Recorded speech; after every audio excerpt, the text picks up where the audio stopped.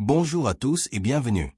Tous les ans, on voit des classements. Voici les pays les plus riches d'Afrique. En 2025, les noms qui reviennent presque toujours dans le top 5 sont l'Égypte, l'Afrique du Sud, le Maroc, l'Algérie et le Nigeria. Mais riche comment?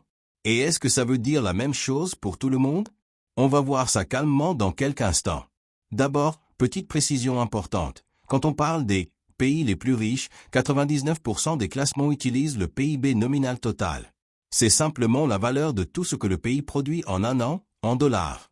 C'est un bon indicateur de la taille économique globale, mais ça ne dit pas si les habitants sont riches individuellement. Pour ça, il faudrait regarder le PIB par habitant, et là, le classement change complètement. On y reviendra à la fin.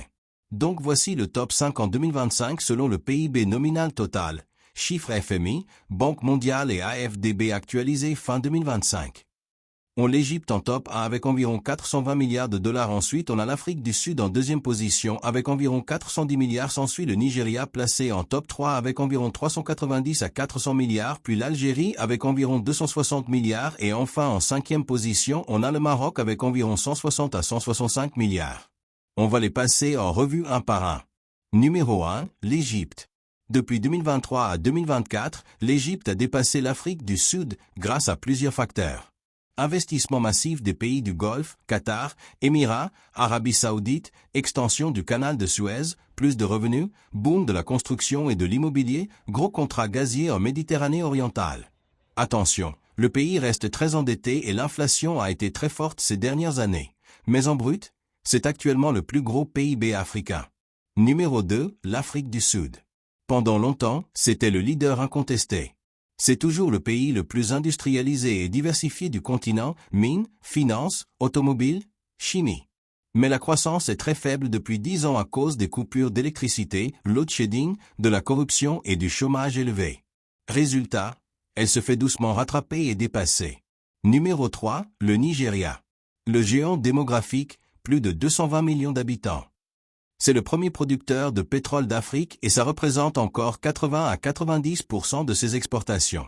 Quand le baril est haut, le PIB grimpe vite. Quand il est bas, ça redescend.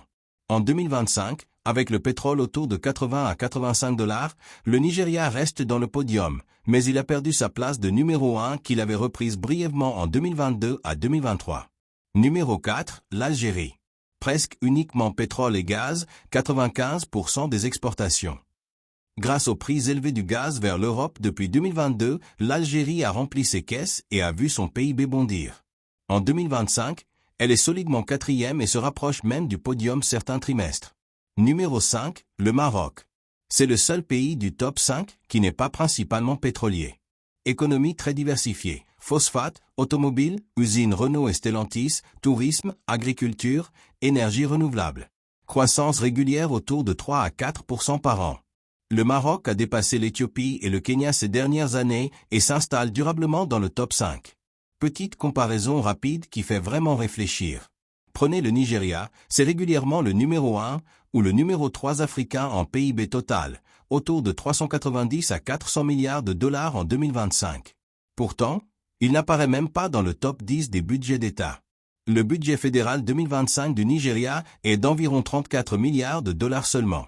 Pourquoi un écart aussi énorme? C'est une particularité du fédéralisme nigérian. Plus de 50% des revenus pétroliers, le fameux « dérivation principe », sont redistribués directement aux 36 États et aux 774 zones de gouvernement local. Résultat, l'État fédéral ne garde que 26% environ de ses recettes. Les États du Delta, Bayelsa, Rivers, Akwa Ibom, Delta, reçoivent chacun plus d'argent par habitant que le budget fédéral tout entier pour certains ministères. Exemple concret. L'État de Lagos, à lui seul, a un budget 2025 d'environ 8 à 9 milliards de dollars, soit presque le quart du budget fédéral. Du coup, quand on additionne les budgets des 36 États plus le budget fédéral, on arrive à un total de dépenses publiques bien plus élevé, plus de 100 milliards de dollars, mais aucun classement ne le fait car il n'existe pas de budget consolidé, officiel facile à comparer. Conclusion de cette parenthèse. Avoir un gros PIB ne veut pas automatiquement dire gros État central qui dépense beaucoup. Ça dépend complètement du modèle politique. Très centralisé, Afrique du Sud, Algérie, Égypte, l'argent reste à la capitale. Très décentralisé ou fédéral. Nigeria, l'argent est éparpillé entre des dizaines de gouverneurs. C'est pour ça que le classement des budgets d'État et celui du PIB ne se ressemblent presque jamais en Afrique. Et donc on peut finir par dire qu'en 2025, les 5 plus grosses économies d'Afrique sont Égypte, Afrique du Sud, Nigeria, Algérie et le Maroc. Ce sont les pays qui pèsent le plus sur la scène continentale et internationale. Mais riche ne veut pas dire la même chose selon qu'on parle de taille totale ou de niveau de vie. Et surtout, dans ces 5 pays, les inégalités restent très fortes. Avoir un gros PIB ne veut pas dire que tout le monde en profite. Si cette explication claire vous a plu, pensez à l'aimer et à vous abonner pour d'autres vidéos de vulgarisation économique sur l'Afrique et le monde. Dites-moi en commentaire, selon vous, quel pays sera dans le top 3 dans 10 ans? Merci et à très bientôt.